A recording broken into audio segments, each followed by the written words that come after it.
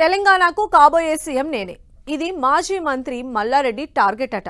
ఒకవైపు సీఎం కలలు, మరోవైపు బీజేపీలో చేరిక ప్రచారం, ఇంకోవైపు కుటుంబ రాజకీయ భవిష్యత్తుపై వ్యూహాత్మక అడుగులు. అసలు మల్లారెడ్డి మాస్టర్ ప్లాన్ ఏంటి? గులాబీ పార్టీకి గుడ్ బై చెప్పబోతున్నారా, లేక పొలిటికల్ ప్రెషర్ పెంచేందుకే సైలెంట్ గేమ్ ఆడుతున్నారా? తెలంగాణ పొలిటికల్ పిక్చర్లో మల్లన్న స్టంట్లకు ఎండ్ కార్డు లేదా? ట్రైలర్లే తప్ప క్లైమాక్స్ లేదా?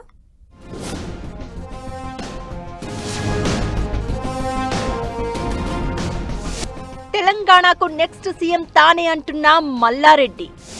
కుటుంబ రాజకీయ భవిష్యత్పై మల్లన్న ఫోకస్. బీఆర్ఎస్ లో ఉంటారా, బీజేపీలో చేరతారా?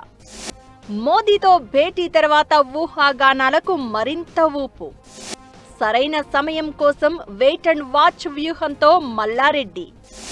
మల్లారెడ్డి నెక్స్ట్ స్టెప్ పై తెలంగాణ రాజకీయ వర్గాల్లో ఆసక్తి.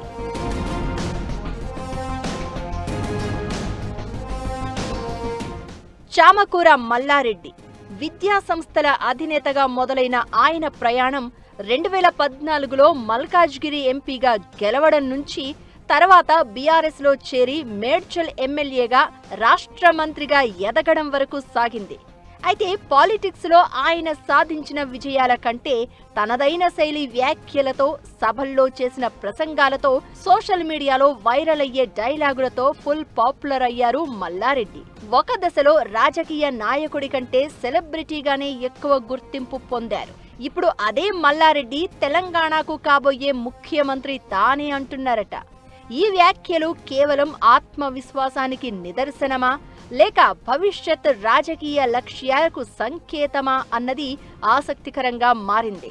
2023 అసెంబ్లీ ఎన్నికల తర్వాత మల్లారెడ్డి తీరే సపరేటు అన్నట్లు అయిపోయింది.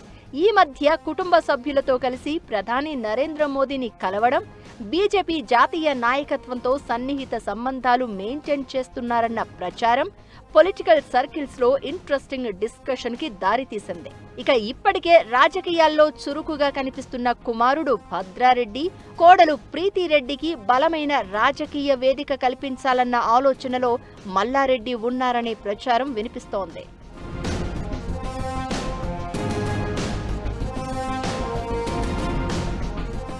గ్రేటర్ హైదరాబాద్ చుట్టూ తనకున్న రాజకీయ, సామాజిక బలాన్ని దృష్టిలో పెట్టుకుని రాబోయే ఎన్నికల కోసం ఇప్పటి నుంచే వ్యూహాలకు పదును పెడుతున్నారట మల్లారెడ్డి. రాజకీయాల్లో సరైన సమయంలో సరైన నిర్ణయం తీసుకోవడమే విజయానికి కీలకమనే భావనతో వెయిట్ అండ్ వాచ్ ధోరణిలో ఉన్నారట. ఇక బీఆర్ఎస్ లోనూ మల్లారెడ్డి వైఖరిపై ఆసక్తికర చర్చ జరుగుతోందనే ప్రచారం ఉంది. గతంతో పోలిస్తే పార్టీ కార్యక్రమాల్లో తక్కువగా కనిపించడం, రాష్ట్ర రాజకీయ అంశాలపై పెద్దగా స్పందించకపోవడం, అంతర్గత వ్యవహారాల్లో కూడా సైలెంట్ గా ఉండడం వంటి పరిణామాలు అనేక అనుమానాలకు తావిస్తున్నాయి. రాజకీయంగా కీలక నిర్ణయం తీసుకునేందుకే మల్లన్న మౌనంగా ఉంటూ నిశితంగా అన్ని పరిశీలిస్తున్నారనే అభిప్రాయం కూడా వ్యక్తమవుతోంది. అదే సమయంలో ఆయనను కారులోనే కొనసాగించే ప్రయత్నాలు కూడా జరుగుతున్నాయన్న ప్రచారం వినిపిస్తోంది.